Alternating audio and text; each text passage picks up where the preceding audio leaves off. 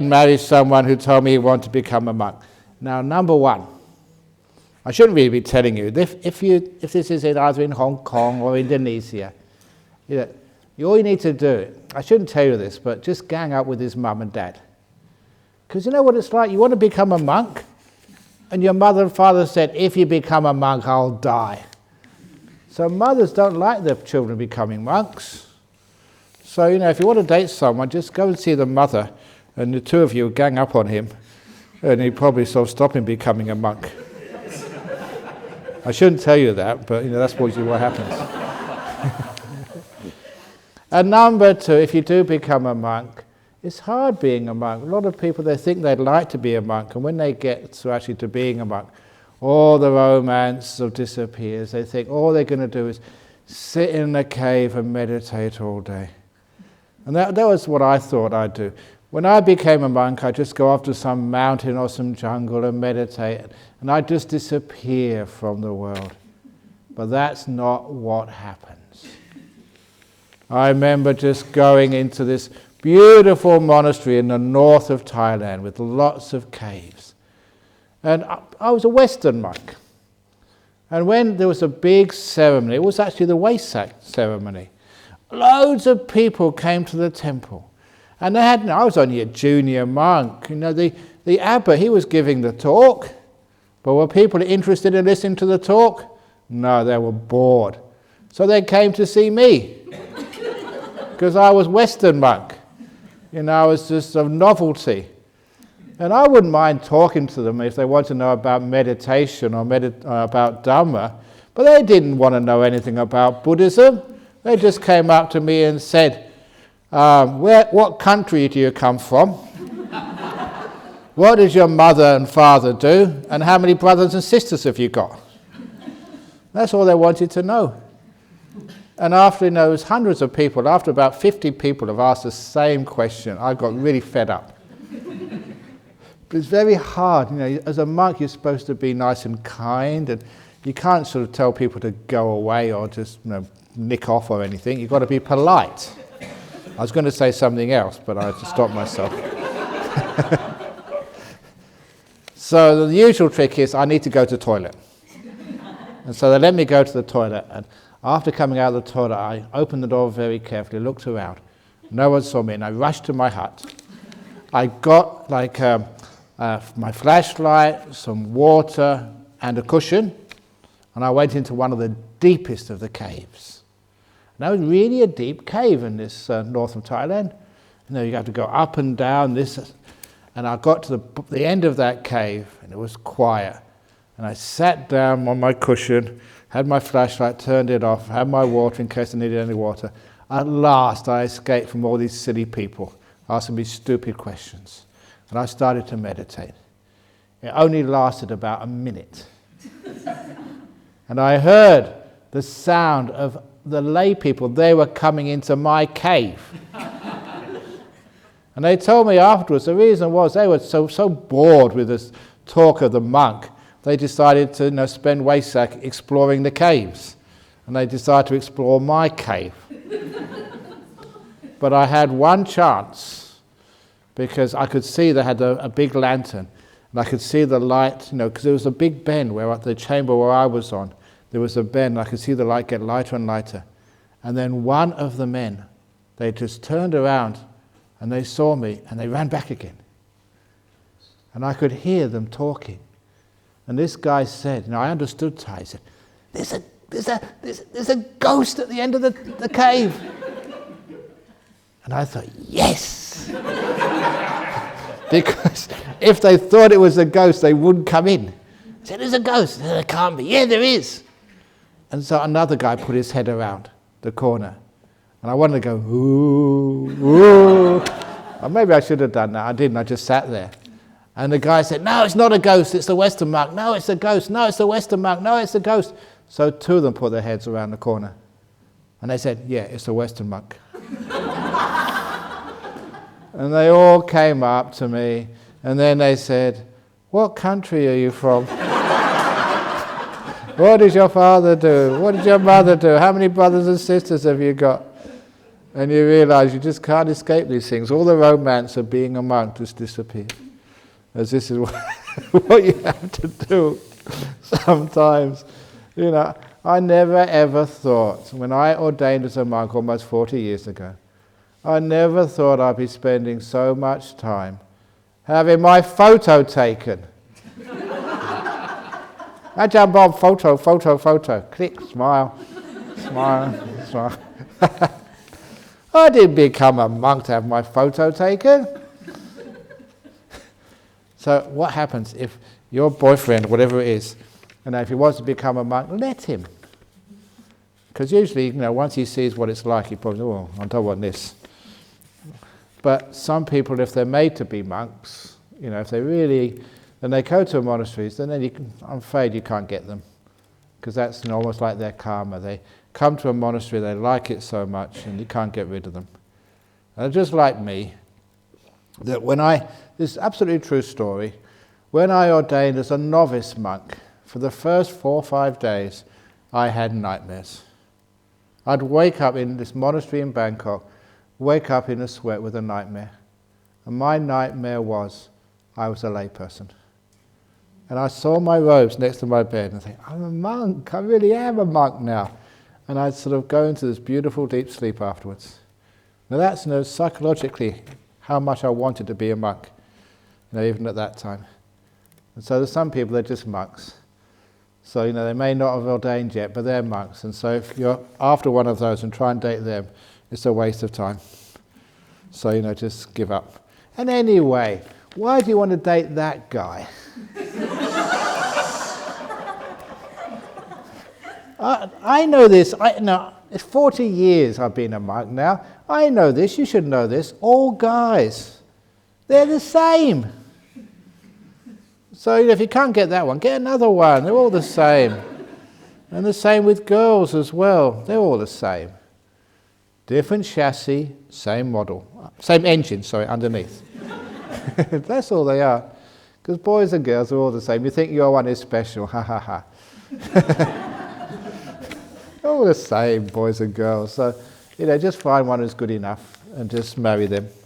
That's good enough. Don't be so choosy. People really are choosy these days, when they want to get married. Just one is good enough. Dear Ajahn, about 10 years ago, the first time I learnt meditation, I realized it's more easy to concentrate and get nimitta. Why after I learn more and read more, I feel it is more difficult to be mindfulness? Yeah, you got your mind too complicated. We just read so much, we study so much, we do so little. That's a problem with us. We practice a lot and read little. Like, listen more, talk little. And if you can do things like that, you become very wise. The trouble is, it's so easy to study. We can study this theory, that theory, and this theory, and that theory. But actually practicing is very simple to do. That's why one of my favourite monks of all time, he was this young man in Thailand. And when he went to school, he went to grade 1. They only had 4 grades in the villages. He went to grade 1, and after 1 year in grade 1, his teacher failed him. I don't know how you can fail grade 1. But he managed to do it. So the teacher had to keep him back to repeat grade 1 for a second time. Second year, with the best will in the world, couldn't pass him, had to repeat grade 1 for the 3rd time. And that is really Guinness Book of Records stupidity. And after the 3 years in grade 1, so he was hopeless. There's no way he could continue school. And so they had to let him go back to his home. He couldn't carry on in school. Failed grade 1 3 times. And the family thought, what can we do with this guy? This is farmers. He wouldn't know one end of a water buffalo from another. It's so stupid. So what do you do with a boy like that? You send him to a monastery and ordain him as a novice. So he ordained as a novice monk in the local monastery. And the abbot was really, really kind, spent a lot of time trying to teach him how to do the chanting. You know, Namo Tassa, the simple one. Namo, what was that second word? Tassa. What was the first word again? You know, he just couldn't remember anything. And after 1 year, the abbot was just so frustrated, couldn't teach this little novice anything. So the last resort, where the dumbest of the most stupid go to, the forest monastery, where I come from. So they sent him to the forest monastery, and the abbot gave him a simple meditation. And his mind was so simple and clear. You know, he almost got jhana straight away. Just so peaceful, so still. He had a very simple mind. He couldn't learn anything, but my goodness, he could meditate. And then he became a great teacher, a great arahat in Thailand. And they said that the only way he could ever do chanting, because you know that's part of our job as monks, you know, chant for this, chant for that, was that he could actually, because he had great meditation, he could record his past lives when he did learn the chanting.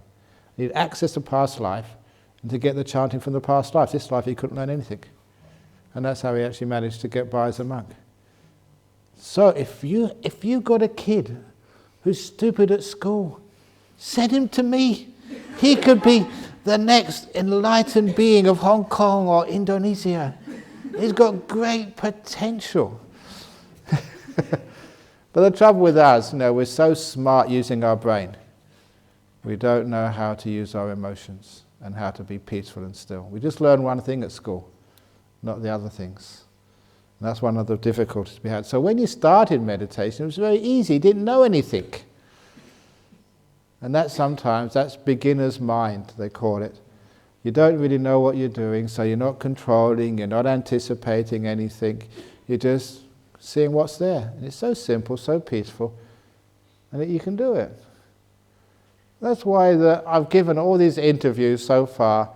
When I give advice, it's not just one person, about 3 or 4 of you said, it sounds so easy, Ajahn Brahm. It is easy. You make it difficult. So just follow the instructions. This morning, just be kind, be mindful, and be patient. And it happens. And you find how simple it is when you stop thinking about things. That's the trouble. You are addicted to thinking. Think. And when you try and stop thinking, you think about stopping thinking rather than actually stopping thinking. You don't actually even do it. What was that old joke about the 4 monks?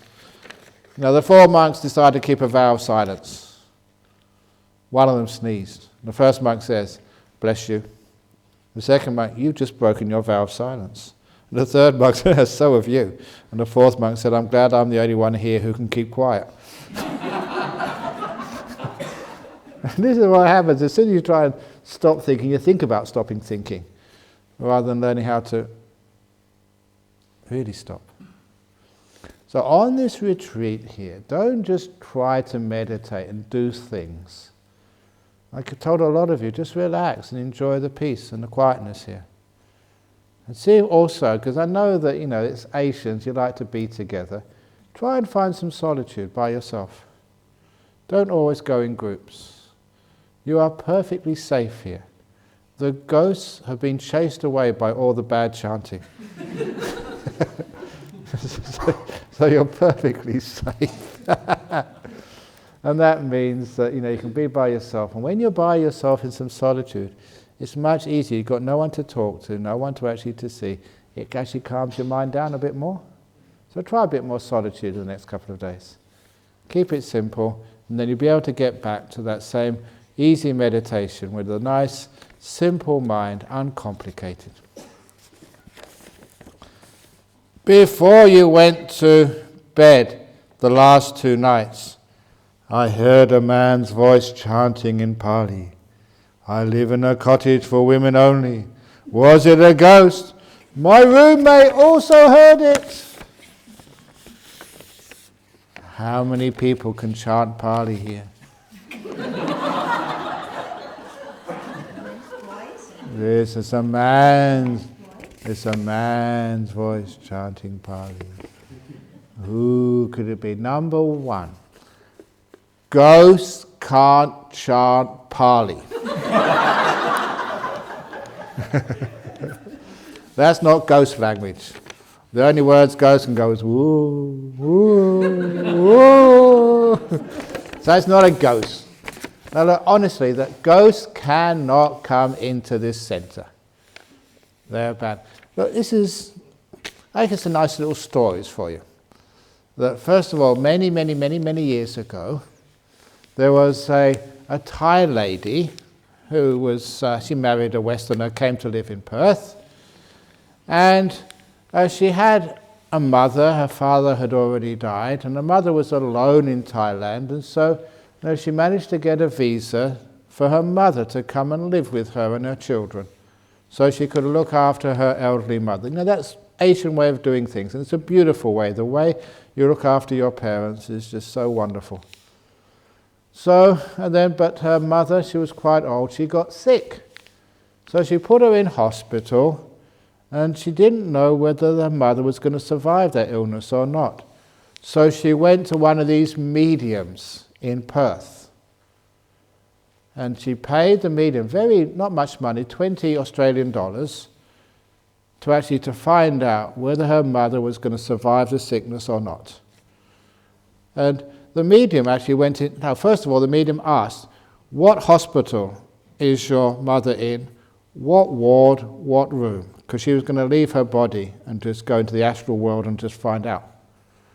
So they gave the hospital, I think Princess Margaret Hospital. No, that's right, the one for women. No, King Edward Hospital, that's right. And then in Perth, the ward, the room number, everything. And then she went into her trance for about 10-20 minutes. And when she came out of the trance, the first thing this medium did was give the $20 back. I said, well, why? Couldn't you find my mum? I said, yeah, I found the mother easy enough. I found the hospital, I went to the ward, I found the room, but I couldn't get into the room. I said, your mother, said this medium, had this big power field around her, and I just couldn't get in. I couldn't get close to her. Who the heck is your mother? And the Thai lady said, oh, she's a Buddhist nun. And at that, the medium took the $20 back. You should have told me beforehand. People like me can't get close to people like that. Now that's, on the psychic type stuff. If you're keeping your precepts, you're good people, especially if there's monks and nuns in this compound, there's a force field around this place. And people can't get in. And the other story I like to say, the indigenous people of Australia, the Aboriginals, they're incredibly sensitive too. And one day, one of our friends invited an Aboriginal elder to visit Bodhinyana Monastery. And she never told me about it, because the elder, he got to the gate and said, I've got to get out of the car, I can't come in. And had to wait outside while she came and talked to me for half an hour and picked up the elder afterwards. And when she told me about it, I said, you stupid, I actually called her stupid. All he needed to do was to ask me, and I could have given permission, he could have come in. But he was so sensitive, he realized the power of this place that unless you're really invited, you just can't get in this place. That is how powerful this place is. So you are totally protected while you're in this compound from any ghosts. They just can't get in here. So you are safe. Don't worry. What that probably more is just a nice, beautiful memories of Pali chanting. Now you're hearing it and other people are hearing it, because it's very inspiring. It's not just gets rid of ghosts. Some of that chanting is very, very beautiful, and these are teachings of the Buddha, which people have recited for centuries. And sometimes that gets right inside of you and it comes out in your mind. It's not a person. It's these beautiful memories coming back from the past, into your mind. So never ever think that's a ghost. Enjoy it, it's beautiful and peaceful. And if necessary, just get up and sit meditation, allow that just to come right inside you and inspire you and make you very peaceful. If not, you can just go to sleep with that chanting and you have a beautiful sleep. But you're totally 100% money back guaranteed safe.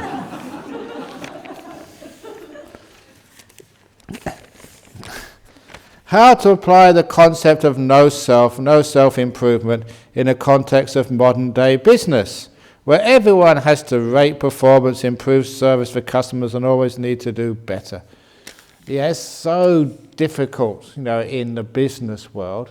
So in the business world, is there other ways you can actually achieve things? Because one thing is, how many of you have to endure office politics? And that's when there's so much competition in the office for the promotion. Now, if you're wise and understand no self, you'll understand if you do get the promotion, you think you're a better person. You're not a better person. You're a stupid person getting the promotion. Haven't you got enough stress already? If you get the promotion, you have to do more work. And don't think, you get more pay, but is it ever enough? It's never enough, no matter how much pay you get. So getting the promotion is more stress and you still haven't got enough money. For me, I'd rather have the money I've got, which is actually not much, actually it's nothing in this joint, and just with no stress. So why do you want the promotion? That is because self. You think that if you get the promotion, you're a better person. I am the manager. I am the director. I am the boss. You don't want to be a boss. If you're a boss, you have lots of suffering. So it's much better to be number two. I always say the boss, the person in the front of the front truck or lorry in the convoy, they get all of the bugs on the windscreen. The ones coming behind, they get no bugs at all. So if you're the boss, if you're the leader, you're in big trouble. It's always best to be number two or number three. That's the best. So that's one way. Don't want to be a boss. You have enough stress already. You don't want to sort of die young. Enjoy your life. Let the boss take all of the problems. And self-improvement. Aren't you good enough already? Sometimes I remember people saying they complain about their boss being stupid. If you got a stupid boss, be very grateful to him or her. Because if he wasn't that stupid, he wouldn't have employed you.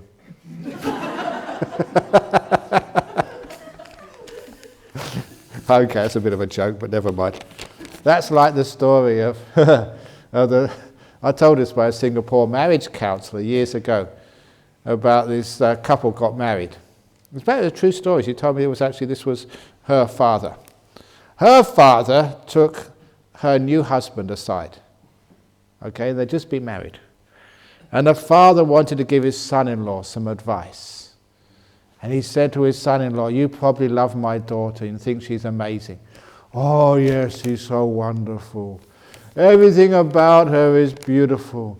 Even the way she picks her nose is so charming. Because when you're in love, everything about your lover is just amazing and charming. And the father-in-law said, yeah, that's what it's like when you just get married. But he said, after 2 years or maybe 3 years, you will start to see the faults and defects in my daughter. And he said, when you start to see the faults and defects in my daughter, I want you to remember this, son-in-law. If she never had those faults and defects to begin with, she'd have married someone much better than you. So you got faults and defects as well. So that is self-improvement. What are you trying to improve? You get smarter. You can only do that for a few years. When you get to my age, you keep forgetting things. More and more and more. Just like that story of the lady.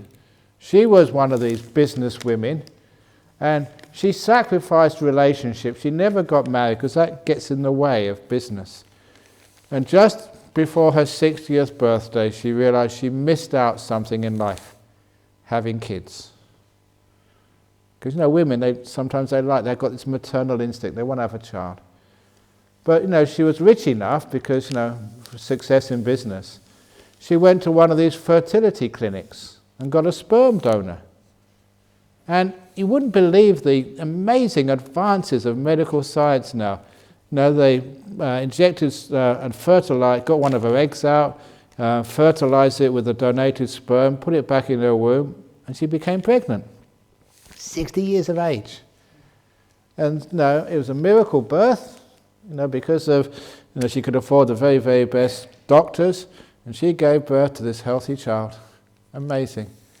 And when she was released from hospital, all her friends and relations came around to see the child, and when they came into her house, she gave them a cup of tea. And they said, "Can we see your child?" She said, "No, have another cup of tea." And after the second cup of tea, "Can we see the boy now?" She said, "No, have another cup of tea." And after 3 cups of tea, "Look, when can we see the miracle baby?" She said, "I'm sorry, I can't show you the baby until it starts crying." "Why?"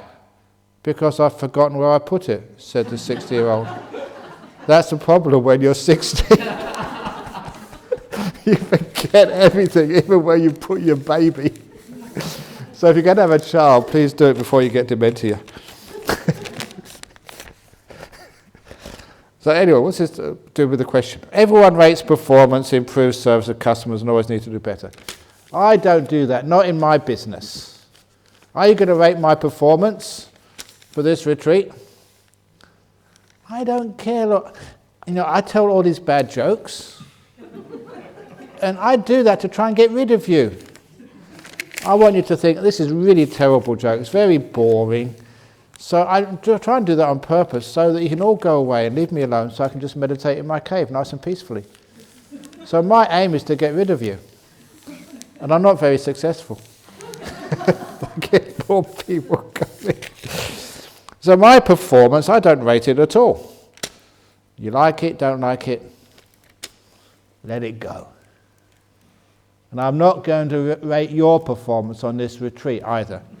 You are not going to get report cards. Because if I gave you report cards, what grade would you get? Hands up if you think you deserve an F. You don't get rated here, because that's all to do with self. Isn't it wonderful when you don't compare and you don't rate?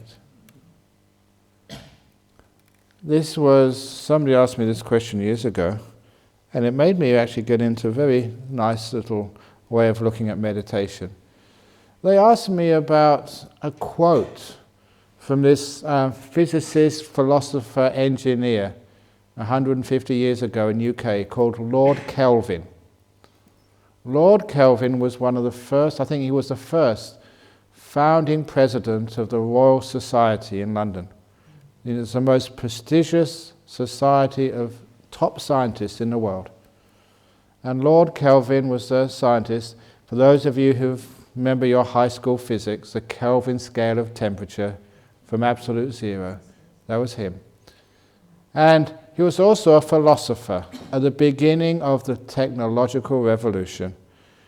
And he made this quote, "The only way we can control nature is to learn how to measure nature accurately first of all." And so the beginnings of what we call technology is learning how to have accurate measurements of time, of distance, of weight.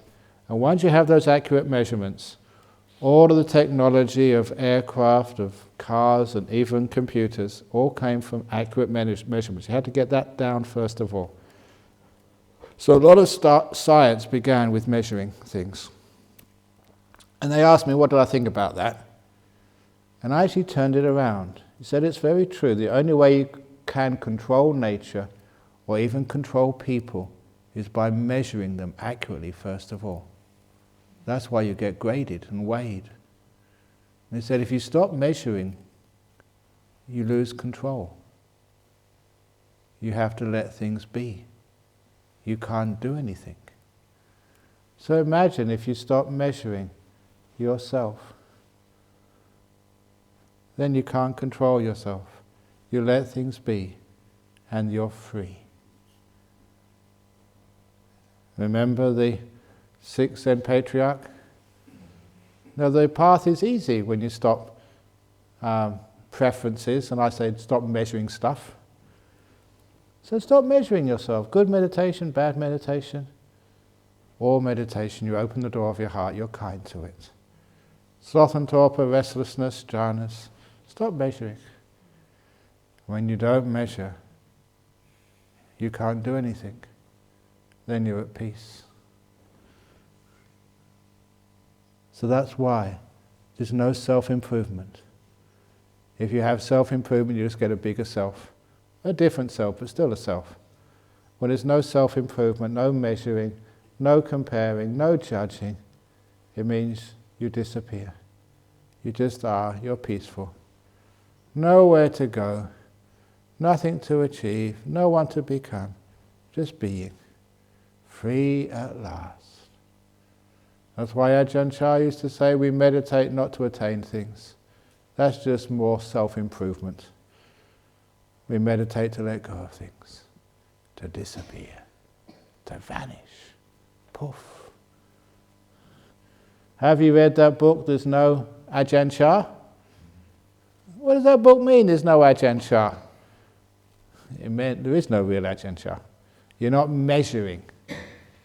So try that in your meditation. Sit here, no measuring, no good, no bad, no past, no future, no me, no mine, no them, no noise, no good, no bad, just meditation, that's all, just peaceful, just being here.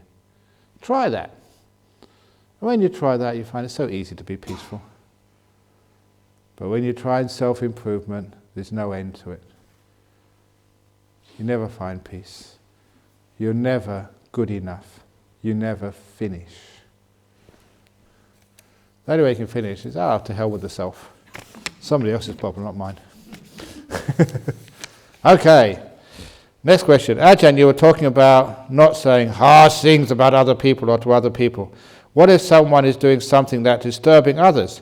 Should one say something to them perhaps they don't realize, or to the person in charge? No. If they are murdering somebody, okay, you can actually tell them, please can you stop? Or please can you wait until the end of the retreat before you murder somebody? But not today, please.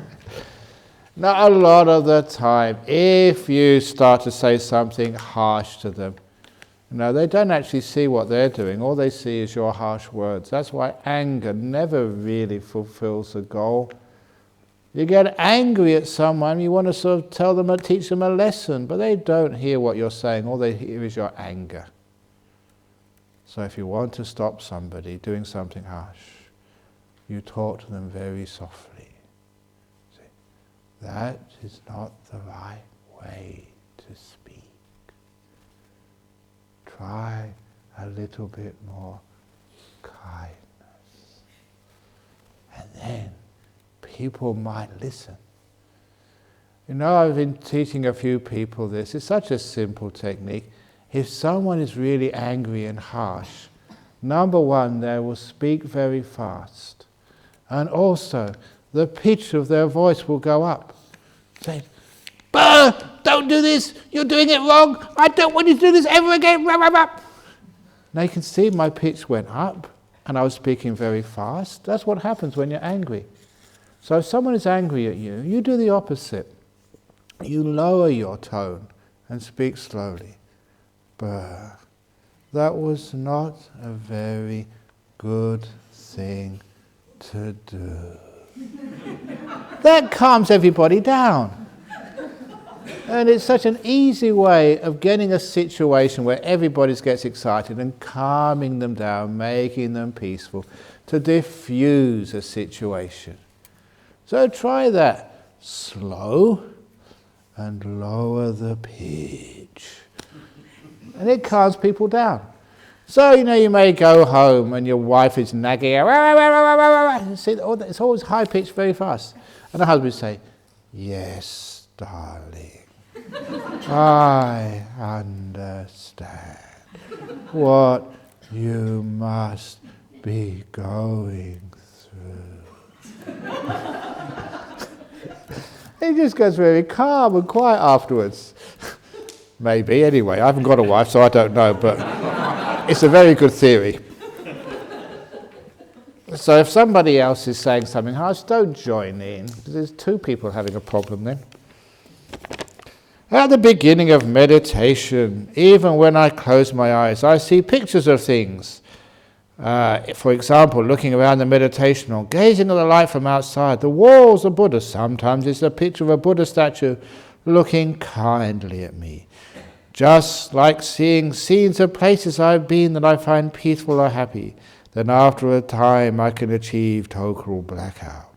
Is it better to have blackouts or imagine something positive in the mind? Is it better to have certain pictures or stay in the present reality?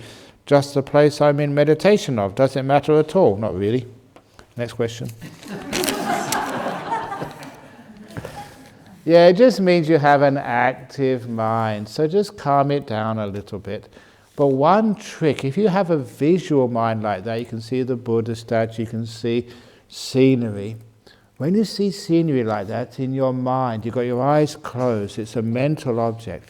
Try and look for the most beautiful part of that scenery. And deliberately go for the beautiful part.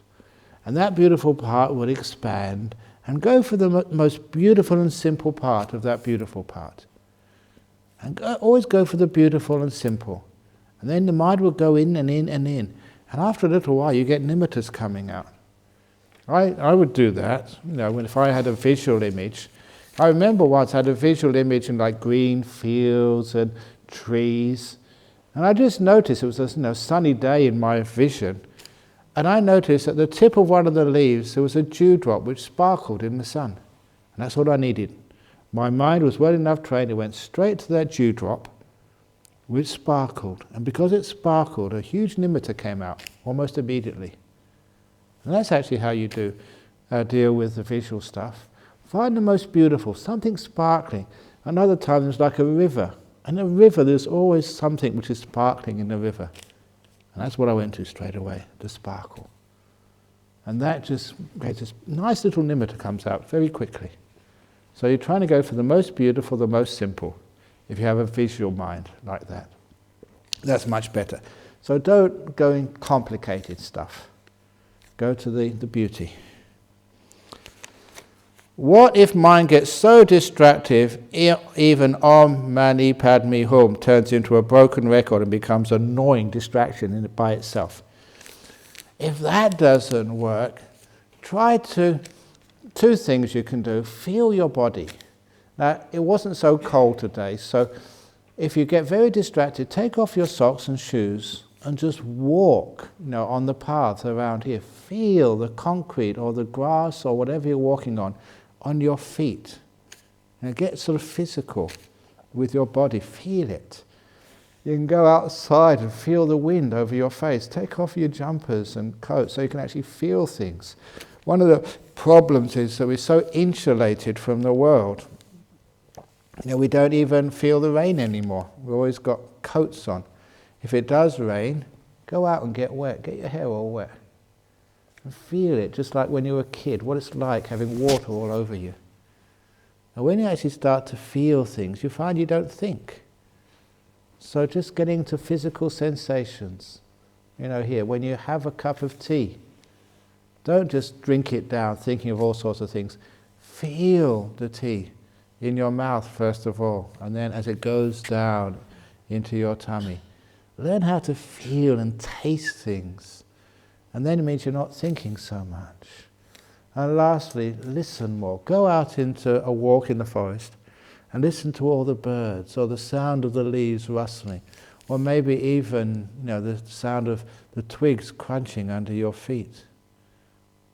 And then you find actually, because you're really starting to get into feeling, into hearing, into sensing with the taste, you will find that you stop thinking pretty quickly. You can't be thinking and experiencing nature at the same time. This is one of the great assets of this place. There's so much beautiful nature to see. If you're watching the sunset, watch it alone, not with others, and you find it just makes you very quiet very quickly. Because it's a beautiful sunset. It's an amazing sunset this evening. Just so golden and so red and beautiful. That stops you thinking. Because it's so beautiful, you don't want to waste it by thinking, you just want to experience it to the fullest. And when you are feeling, seeing a beautiful sunset, hearing the birds, just notice that you're not thinking, and just how peaceful that is. Because then what happens, you realize, the mind realizes, silence is much more delightful than thinking. And you will eventually turn away from thinking, because silence is more enjoyable. So I don't really want to think that much anymore, because I'm at peace, at ease, comfortable with a silent mind. So try those little techniques. If you're thinking too much, try and just listen some more to the sounds of nature. Take off all of those coverings, and not all of them, but just I better be careful sometimes what I say. People running around nude in this place. That's not the idea. Take off the shoes and the socks and just feel. Especially, in these walking meditation rooms. They're pretty comfortable. Now take the socks off and feel pressure on the feet, on your skin. Get sensitive. And then actually it will stop you thinking. There we go. You mentioned that a novice and the Buddha as a young boy, and some people not practicing a spiritual path, fluke jhana. How does this work if jhana is supposed to be a factor in the Eightfold Path? Shouldn't it take a while? I'm hoping it can happen soon, thanks. Some people have got jhanas in their previous lives. So they've had it before, and sometimes in this life they get so close something triggers the old memories. And that's what happened with the Buddha. As a 6-7-year-old kid under that rose apple tree. It wasn't the first time he did jhanas. The Buddha, Siddhartha Gautama, this is one of the sutras, Gatikara Sutta. He was a monk under Kassapa the Buddha, called Jotipala. You haven't read that yet? I don't know why people don't know that, because this is one of the sutras in the collection called the Majjhima Nikaya. There's 5 Nikayas, the Digha, Majjhima, Sangyutta, Anguttara, Khuddaka Nikaya. This is the sutras, the sayings of the Buddha, the teachings which are recorded. It's also in the Agamas as well, the Chinese version of the sutras. And one of those sutras is the Gatikara Sutra. And our Buddha told this story that in the time of the previous Buddha, Kassapa, that there was this man, he was one of the chief disciples of the Buddha, Gatikara. He was a potter. The only reason he never ordained because his parents were blind. He was the only son. He had to look after his mum and dad. And he was a non-returner. And this is interesting. What a non-returner. That's the anagami, almost enlightened. He would never sell anything. So he would just make the pots, put them on a shelf outside, and say, if you wanted a pot, just take one. And if you want to leave some rice and some beans from me and my parents, just leave some. It was just total barter, that's all. And he was actually so unworldly. And he had a friend, his best friend was this man called Jotipala. And Gatikara always wanted to get his friend to see the Buddha Kassapa, but his friend never wanted to. Sometimes you have friends like that. You say, come to the Buddhist temple. These Ajahn Brahm's talks are very nice, and they're not telling you off. They're kind, they're funny. Just come and listen. No, I'm not interested in religion. I don't want to see those stupid Buddhist monks. They're just lazy. They should get a job. And this is actually what Jotipala was like. He was always saying bad things about Kassapa the Buddha. But one day, Gatikara tricked his friend to go and see the Buddha. And as soon as his friend Jotipala saw Kassapa the Buddha, he was so impressed that he asked to become a monk and became a monk under Kassapa the Buddha. And Siddhartha Gautama said, that was me in a previous life. I was Jotipala, who said bad things about the previous Buddha.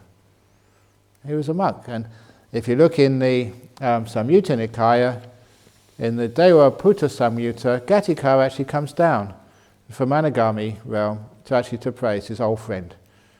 He said, we were friends, we came from the same village in the time of Kassapa the Buddha. I became an Anagami, you ordained with Kassapa, and now you're the Buddha. Well done. Like mates, good friends from the past, congratulating each other. Very interesting sutra. So that's So sometimes, even our Buddha, he was a monk under another Buddha. So he'd have got jhanas in those lives, and that's why he remembers them in this life, in this life. So sometimes you do these things. There's a lady here in Perth, can't say who she is, actually I've forgotten who she is. She told me this amazing story that when she gave birth to her kid, a couple of days later she was still in hospital. She was leaning back on the bed, but on these reclining, breastfeeding her kid. And when the child had finished breastfeeding, she was watching it, and it actually crawled onto her tummy, crossed its legs into full lotus, put one hand over the other, thumbs touching, chin, closed its eyes, meditated, about 1 or 2 days old. And she couldn't believe it. It had got a perfect meditation posture all by itself, 1 or 2 days old. And so Kevin told me, it's the spookiest thing she'd ever seen. She wished she had some phone there, take a photo of it.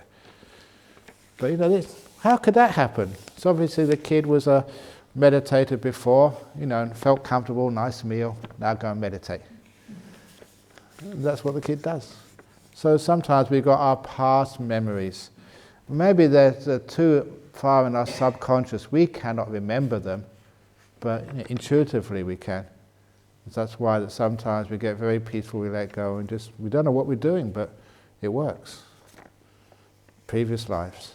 And I've actually met a few people like that who've, they say fluke to jhana, done it once, never been able to do it again. And some of them haven't even been Buddhists. There's this one lady some years ago, she used to live in Rockingham, a young lady, and when she was young, she got into this state, she didn't know what it was until she came in and spoke to me and said, she got a jhana, totally sort of out of the blue. And it's wonderful when they actually can speak to someone who knows what they're talking about, and that was a jhana, well done. Sometimes they just fluke it and they have a hard time doing it again, but at least they've done it once. They press the letting go button and it happens. So previous lives, that's the reason why. What if the mind gets so used to having systematic rhythm of Om Mani Padme Hum, like a background music that plays on its own? I cannot slow it down or pause even for a silence gap. Just force a little gap. Whoever does this, learn how to stutter again. Om Mani.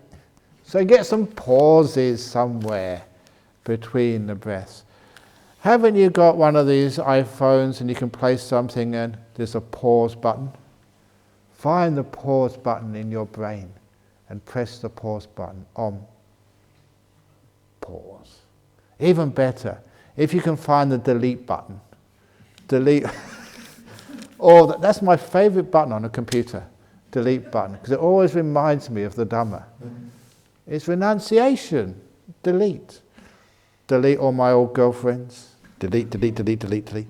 Delete all my past. Delete, delete, delete, delete. Delete all my things I have to do in the future. Delete, delete, delete, delete. Delete all my thoughts. Delete, delete, delete, delete. Delete my body. Delete my mind. Nothing left. My favorite button on the computer. Delete.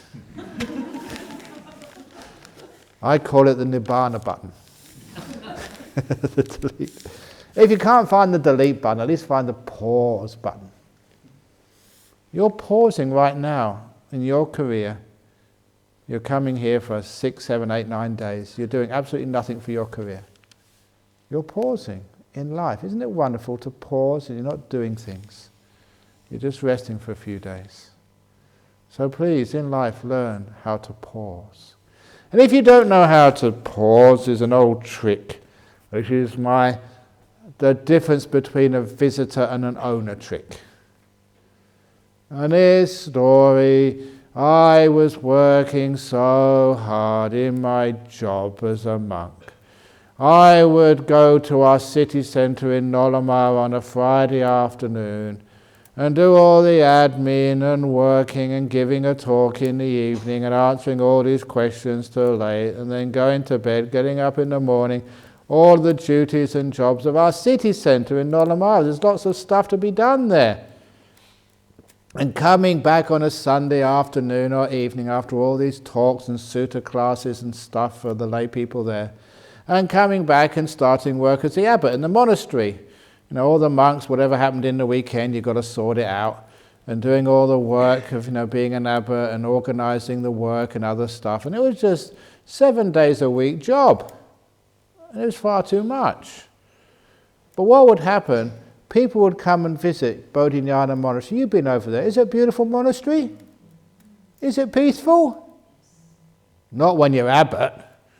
When I was the abbot there, it was never peaceful. People would say, oh, it's so quiet here. It's not, it's my work camp. They say, it's so beautiful. There's so many things I've got to fix here. And I could never see its beauty, and I could never think of it as peaceful because I actually lived there. And I realized that that is not the way a Buddhist monk should behave. So what I did, and it worked, every Monday morning I would pretend, just pretend I was a visitor and not the boss. And when I was a visitor, Burr would come up and ask me something. I said, sorry, I'm not the boss, go and ask somebody else. And the monk would come and say, oh, I've got this problem in meditation. Sorry, I'm not a meditation teacher today. Go and ask somebody else. There was something need to be fixed up. Not my problem. I'm only visiting. Because when you're visiting a place, do you have to fix things up? If you're visiting, somebody's house, do you have to wash up after them? It's their job to wash up. You're visiting a friend's house. If you visit, say, a cafe, a restaurant, do you clean up afterwards? Do you wash the dishes? No, you're only visiting. Do you sort of paint the walls for them in the house you're visiting? Of course you don't. So when I pretended to be a visitor, I had nothing to do. Lay people come up and ask me a question. Sorry, I'm only visiting today. I'm not Ajahn Brahm. And then, because I was totally irresponsible, just for 2 hours, I pretended I was a visitor. Then I could appreciate just how beautiful Bodhinyana Monastery is. I could see it then. And I could also appreciate how peaceful it was when I was not an owner, but just a visitor. And that is the trick. Don't always be an owner of your house. If you're an owner of your house or apartment, there's always something to do. Pretend you're a visitor, 2 or 3 hours. And then you don't have to vacuum any carpets. You don't have to do any laundry. You don't have to do anything at all. You're just visiting. Peace at last. And then you can enjoy the beauty and peace of your house. That's why you enjoy this place, because you're visiting. If you're an owner, there's lots and lots of stuff which needs to be done. Plumbers has to come tomorrow to fix a leak. There's mulch needs to be done. You see all the monks working tomorrow. The poor caretakers, they have to run around. People have to cook for you. Or you say, this is a peaceful place for the cook. Say, no, it's so busy. I've got to cook this, I've got to cook that. So be a visitor to your body, not an owner. And then there's no problem with your body. You're just visiting. I don't have to fix it up. Be a visitor to your mind. And then there's no self to improve. I don't have to improve anything. It doesn't belong to me. I'm just visiting. But when you own things, you will never have any peace. Things own you. You don't own things. When you just visit, you're just renting this body. So you can trash it and leave. No, you don't have to fix it. So please, be a visitor, not an owner. And then that's how you don't have any work to be done. And you can enjoy the peace and the quiet of your own body and mind. Last question. My biological clock is ticking, and I get a feeling to have a baby to love and raise, but hubby can't. How to let go? Or should I find a way to conceive? What are your thoughts about family life and babies? No need for a baby. Get a teddy bear. Teddy bears are so peaceful. They never cry. You don't have to save money to send them to school. And you can always cuddle them whenever you like. They never cause you any trouble. When they grow old, they never borrow the car and crash it. So get a teddy bear. It's much better than a baby. If you want something alive, get a dog or a cat. Dogs and cats are really good. They sleep most of the day, dogs. Babies. Somebody said the other day, today, they said their baby, they wake up at 3 o'clock, 4 o'clock, 5 o'clock in the morning every day. A poor woman. Is that what you want? You can't even wake up here 5 o'clock in the morning. So how are you going to be able to look after a baby? Come on, get real. So your biological clock is ticking. Don't worry, if you don't have a baby this life, you have a baby in your next life, if you really want one. But this life, you're free of babies. Isn't that wonderful? No one, to have to wake up in the morning to feed. No one, cry. You've come, what airline did you use to come here from Indonesia? Was Garuda. Did you have any babies crying in the aircraft? Sometimes. Yeah, it's terrible. Once one baby cries, they all cry. And I'm trying to meditate. I think they should have a special cabin for babies. Soundproof, around the back somewhere. Maybe underneath in the luggage compartment or anything. Put your babies down there and have a peaceful life. They drive you crazy. I fly so much that the babies, if I see a baby on the aircraft, oh God, it's going to go soon. And sure enough it does, and then just the whole flight is no peace and so you poor mothers. So isn't it nice not to have a baby? No crying, nothing to worry about. If you want some love and compassion, you get more love and compassion out of a dog than you do out of a baby. The dog's always happy to see you, always licks you and wags its tail, never sick all over you like babies are, and never throws a tantrum. Have you seen a dog throw a tantrum? And the kids do, and they embarrass you. And you have to find a school for them. Do you have to send a dog to school? Do you have to save up for a college for your dog? And the dog is a friend for life. Kids, they can do all sorts of weird things, and anyway, after you've given so much to them all those years, they go off to New York and marry someone over there, and they totally abandon you. Dogs are always there for you. So don't get a baby, get a dog. Give some kindness. That's what I think anyway. So anyway, if you haven't got a baby, you have good karma. Well done. Very lucky. So don't just look at other people. Oh, it's so cute. I want one of those. Because other people's babies are always cute. Your own babies, oh God, what did I do this for? Never again. So, if you really like babies, just go and borrow another one for an hour or two. And when it poos in its pants, then you soon get rid of it. They have a tradition in Thailand, that when they got a senior monk like me, they want the baby blessed to have like a godfather, like a Buddha father, and that's the monk. So they actually offer the baby to me, just like they're offering food or offering requisites, like a robe. They actually offer the baby to you. And the idea is that once it's offered, it belongs to me. It's like I'm their owner. But I give it back to the parents to look after until later on, until they can ordain. But that's how they offer the kid when they're very young. And the first time I gave this little kid, I couldn't get rid of it quick enough before it pooed. That really stinks. And once it poos, it gets all over your robe. And I know it's brown, but it still stinks.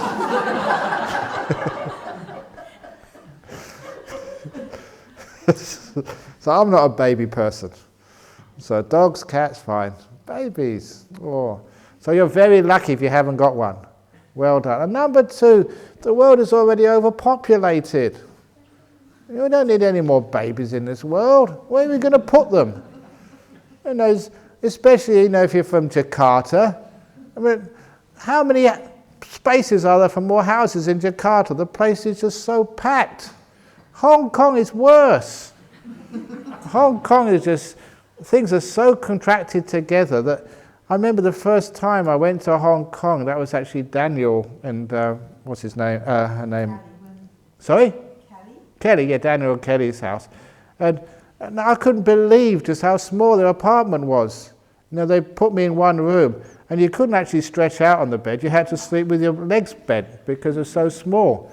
And I remember someone telling me I could understand what they were talking about. They were this Westerner who was working in Hong Kong. They got an apartment. The only way they can go to sleep at night is actually open the window of the apartment and put their legs out. Because the rooms are so small. They put lots of socks on so they wouldn't get cold, but they had to put their legs out the window of the apartment. Maybe they could hang the washing on it outside, I don't know. So there's not enough space for babies. So save the planet. Have fewer babies. That's my motto. Anyway, I can't keep going like that. People are going to say I'm just a weird monk. But anyway, so you don't have to follow your biological clock. Follow your wisdom clock, your compassion clock. Just be at peace with yourself. You don't need these things. The less you have, the more freedom you have. If you have a kid, you've got 20 years in prison. At least. Having to look after and worry about that, especially if you're a woman. Men can walk away. Women, you're stuck with that kid for life. So anyway, it's nice to have a dog. Dogs are really cute. Wag their tail.